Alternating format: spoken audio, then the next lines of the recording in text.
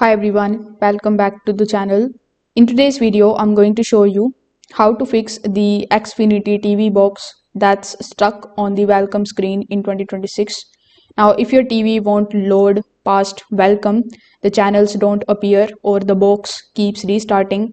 This is a common issue and most of the time you can fix it at home.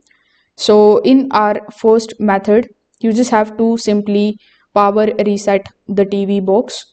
So for that, you just have to first of all unplug the power cable from the back of the Xfinity TV box. After that, you just have to leave it unplugged for at least 60 seconds. So once this is done, you just have to plug it back in and wait for further 5 to 10 minutes for the box to basically reboot fully. Now, in many cases, the box gets stuck on the welcome because of a temporary software glitch, and this quick reset is going to fix it all. Now, if the issue still persists, in the second method, what you can do is you can just simply check whether all the cables are connected properly. So if the screen still says welcome, you can just simply check all these cables over here, as you can see in this picture. Just make sure that the coax cable is tightly connected to the wall outlet and the back of the TV box. Also check the HDMI cable between the box and the TV.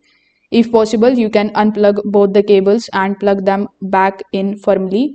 A loose or the weak cable connection can also stop the box from finishing setup. So you can also try the HDMI port on your TV. You can try plugging this HDMI cable into a different HDMI port.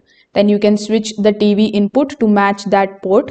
Sometimes the TV input doesn't sync correctly, which makes it look like the box is frozen when it is not.